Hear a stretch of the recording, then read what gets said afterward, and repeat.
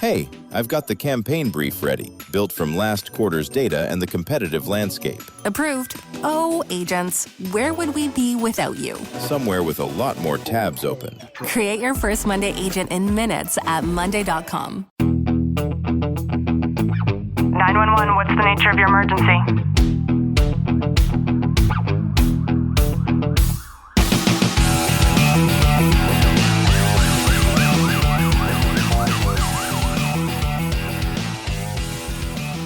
Welcome back to the Tactical Living Podcast. I'm your host, Ashlie Walton, joined by Sergeant Walton. Clint, how are you? I'm excellent.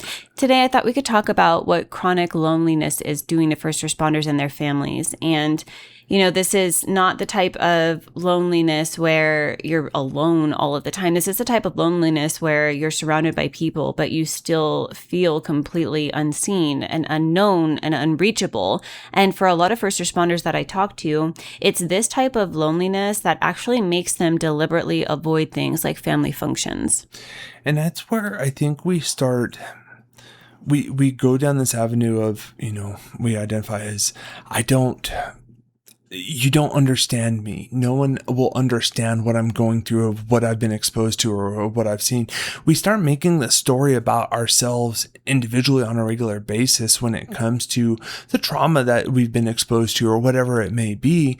But we start separating ourselves and putting ourselves on that island instead of, let's all hang out together. Let's be present with one another. Yeah, this is the loneliness of that officer that's sitting in a full briefing room who said nothing, really anything real to anybody in months, or the spouse who manages the household, raises the kids, and supports their career while quietly wondering if anyone is going to ask how they are doing, or that family that lives together, but they really don't actually connect with one another. And I don't know if I've ever told you this, but this has actually stuck with me, and I've really adapted this. And this goes back to where I want to say we were married for about 2 years. We were living with your parents at the time because we were building our house next door to your parents. And every day I would come home from work and your dad would go, "Oh, how was your day today?" It was good. And then we would just continue talking. And then one day he just looked at me and said, "You've never asked me how my day was." And I had that realization, and I'm like, you're right. And since that day, that's really changed kind of my whole approach to that. And having that, like him calling me out on that really opened my eyes to, hey, I'm not only kind of being selfish on this, there's something else that I need to start exploring of why I'm not asking that. I love my dad's bluntness.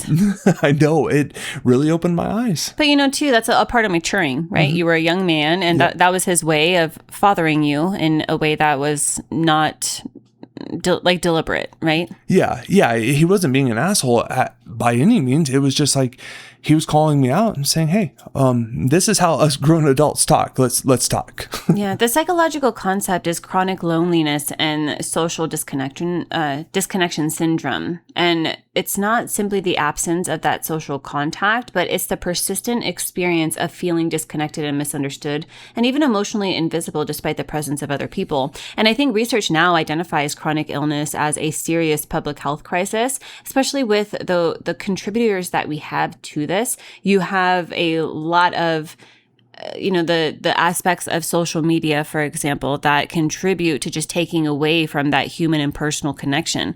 Clint, you and I, we do this thing where we will silently kind of look at each other when we try to do something like go to dinner with people, and we realize that they're on their phone a significant amount of the time. And it's one thing if you have a reason to be on your phone, right? But let's say that you're going to dinner with your friends and their kids, and then you're constantly on the phone the entire time.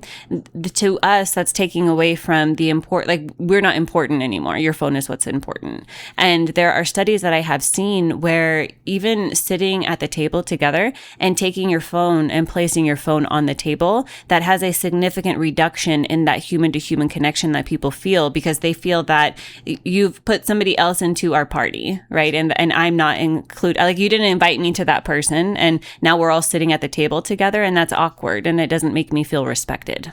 Yeah, and I think we do that on a regular basis. It's funny because there's those times where me and my guys will go out to lunch, and they'll I'll see them scrolling Instagram. I'll look at them. I'm like, I'll tell them, okay, everyone, put your phones up. Like we're spending time together. Like I don't have you there to be able to look at like, oh, great. But I call them out on it, and they know when we go to lunch now, they don't have their phones out. Like it's gotten ingrained in them to stop doing that. And it's really good, because the whole point of us going to lunch together, going out to dinner together, wherever it is to bring ourselves together, not to separate ourselves and go onto the phones and live in that world. Yeah. And, I'm a little bit more blunt about things than you would be sitting at that table.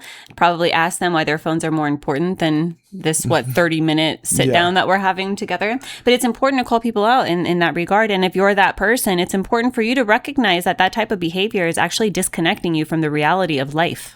And I think we set our kids up for failure, like at an early age. Everyone says, oh, well, it's so much better now that we have tablets, we have all this stuff. And we see this on such a regular basis. We start ingraining it into our kids at a young age, where you go to a restaurant to eat, to be with one another, but you see all the kids on their tablets watching a cartoon show that they could be watching at home. Like you start seeing that, and it starts becoming a new habit. It's a habit forming on such a bad instance that we start losing that human connection on a regular basis. We're talking about feeling alone when you're in a room full of people. But for a lot of people, they're actually doing a lot of things that are contributing to that sense of loneliness themselves. And one of them is just performing connection without experiencing it. So the example we just gave with the phone at the table, that's one way that you're feeling lonelier than you ought to be feeling, but you're performing an action, taking out the phone, that's deliberately causing you to feel more loneliness. And there are a lot of ways that this actually looks. I think feeling alone in a room that's full of colleagues who would actually describe you as a friend might mean that you're suffering from an aspect of chronic loneliness. You might be unable to share what's actually happening inside of you with the people that are closest to you. That's incredibly isolating. That might be chronic loneliness. I think that your spouse feeling like a roommate with you rather than a genuine partner, that's probably something that if you're experiencing it, it has come up, and it's probably come up in an argumentative way. That might also be an example of this. Or children that are growing up in a household where real conversation rarely happens. Yeah, when we start recognizing all these instances and we say, hey, well, this one doesn't align with me, but this one does. And you start really looking at all this information of, how can I improve upon it? How can I, move beyond this chronic loneliness? Is you need to do that self-work, that you need to look internally and see, okay, well, what got me to this point in the onset? And nothing's worse than you see. I can think of it from a briefing room perspective. I look around the room and you see everyone who's together, they're talking, they're BSing, and you see the people who are there, and typically they're normally, present in that room. They're talking with their partners. They're being with one another, but you see them kind of removed, and they could be tired, or it could be something else that they may be going through.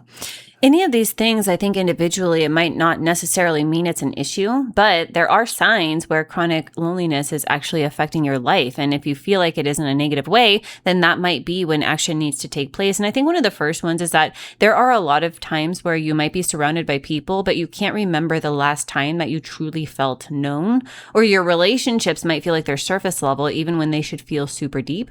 Or maybe you've stopped expecting to be understood by anyone outside of the job. And that's where I think in the human nature aspect of it is we don't feed into one another. We always want to pour out into someone else a lot of the times, but how often do those people pour back into you? It's finding your circle, finding the people that are close, tight knit with you, and be able to lean on them. And even in your time in need or not need, being able to have that circle around you. And there are ways to be able to address this without it becoming something that's permanent. And I think the most important thing to understand is that proximity is not the same as intimacy. The nervous system actually knows the difference. So distinguish between being around people and actually connecting with them. Yeah, when you start identifying that for yourself, you're able to be present, be fully there with one another. And you're not going to have this division of, well, I just want to go off and do my job and go home and just be lonely or drown myself in video games or my social media feed, whatever it may be. You're able to start separating that and actually have real human connection. Do you know how tender I would be if somebody actually applied what I'm about to say?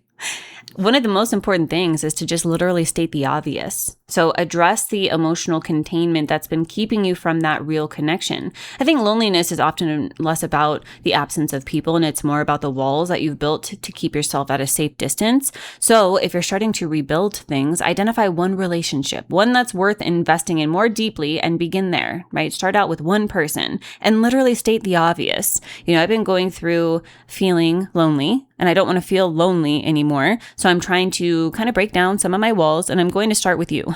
Yeah, no, and that's a great defining moment. And, there's that fear of, oh, well, they're going to judge me on it. But in all reality, that's a huge first step that you can start changing that dynamic. I hope you've gotten some value out of today's episode. If you have, do us a favor, drop a review, subscribe down below. And as always, know that I'm sending you a long, tight hug from my home to yours.